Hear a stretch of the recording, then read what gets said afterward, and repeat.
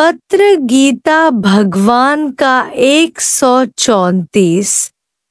प्रेम माना किसी के लिए भी नफरत का भाव न हो। बाकी प्रेम यह नहीं कि किसी को जाके झप्पी लगाना, किसी को भी खराब या बुरा देखा इसका मतलब अपने को अच्छा समझा। बाहर से दूसरों को खराब समझते हो, अंदर में अपनी प्रशंसा करते हो। अपने से चाहे गुरु से धोखा करते हो, झूठे हो। जहाँ तहाँ आत्मा नहीं देखते हो अपने को, तथा गुरु को भी देह समझते हो। ना ही कुछ गया है, नहीं कुछ मिला है, पर बीच में भूल हो गई है। उसी भूल में अनर्थ व गलतफहमियां, धिक्कार व शिकायतें होती हैं। दूसरा कोई पाप नहीं आत्मघात के सिवाय। गुरु के पास गारंटेड ज्ञान है, कोई भी शक नहीं है। तुम कैसे भी बीमार आओ, गुरु कभी भी जवाब नहीं देगा कि मैं तेरी बीमारी नहीं उतार सकता हूँ।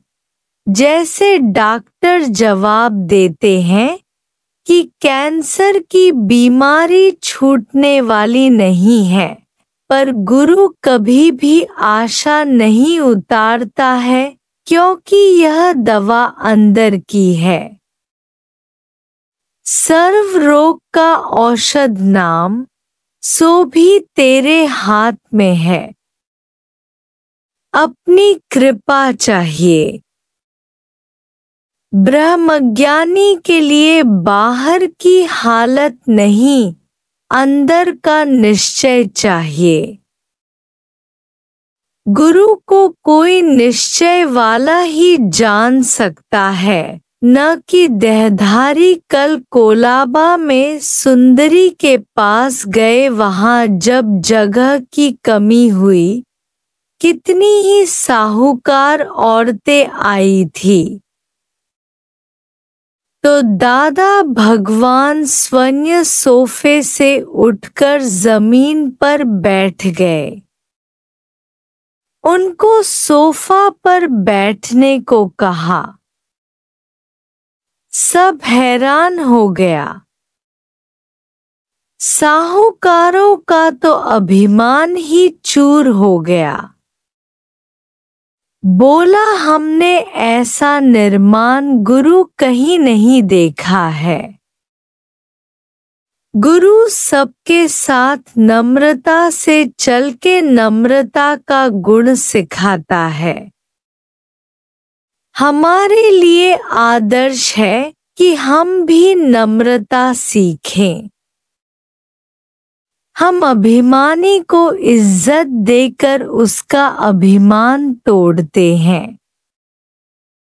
वे सब शर्म में डूब गईं। गर्दन ही नीचे झुक गई। इतनी तो गालियां दी कि साहूकारों को 7 जन्म में भी ज्ञान नहीं लग सकता है। दान कर तो हो, पर खुद ही खुटैले हो। लाखों के हीरे और साड़ियां पहनकर दिखाने आते हो, पर हो कंगाल। बस फिर तो कईयों को क्रोध आ गया। कितनों ने अनुभव किया कि बात सही है, मतलब कल का दृश्य देखने वाला था। अंत तक दादाजी नीचे बिना किसी टेक के सहारे थे। बैठ के 6 घंटे वाणी चलाई। आत्मा में टिकने से हमेशा के लिए मौज आ जाती है। खाली मटका छलकता है, भरा हुआ शांत रहता है। शरीर सहित जगत का मौत नहीं किया है, शरीर सहित अपने को ब्रह्मा समझ बैठे हो, यही भूल है। कोई भी तुमसे प्यार करे तो पहले देखो वो मैं में टिका है या मैं तू में है। यदि मैं तू में टिका है तो वह सत्य नहीं बोलेगा, उस पर तुम विश्वास करेगा।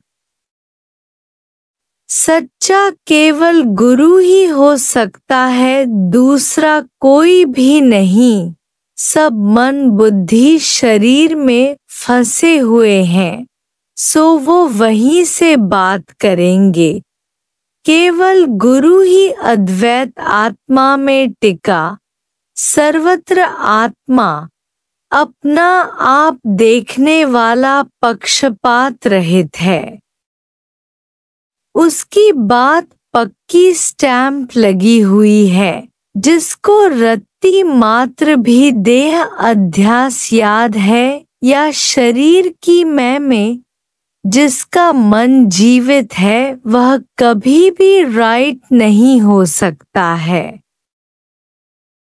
डिजीज बे आराम मतलब माना लोभ नहीं करो, रामतीर्थ रामा ट्रूथ स्वामी सो एम आई। ज्ञानी का एक पल आनंद में और तुम्हारा चिंताओं व ख्यालों में गुजरता है, वो क्यों? दोनों में कौन सा अंतर है? उसको जीने की कला है। जहां भी है, जैसी भी हालत में है, हालत उसको सताती नहीं है। विक्षेपता में भी एकता में है। उसकी बाहर की हालत अच्छी है। साहूकार है, पैसा, घर, इज्जत, आबरू सब है, इस कारण वह सुखी है क्या? उसका आधार अपनी आत्मा पर है, न कि दूसरे पर। दूसरे जाके डूबे, हमें अपने को तारना है। अपनी भूल ढूंढ कर निकालनी है।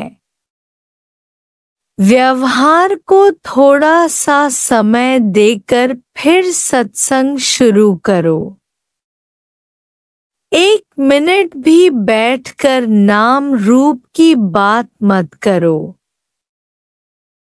एक दूसरे को आत्मा में टिकाओ, एक दूसरे के सच्चे दोस्त बनो। मित्रता, मैत्री, करुणा, मुदिता करके सबके न्यारे हो जाओ। किसी के भी मोह लिहाज में नहीं आओ। सबको सच बताओ, फिर सबको भुला के अपनी आत्मा में टिको।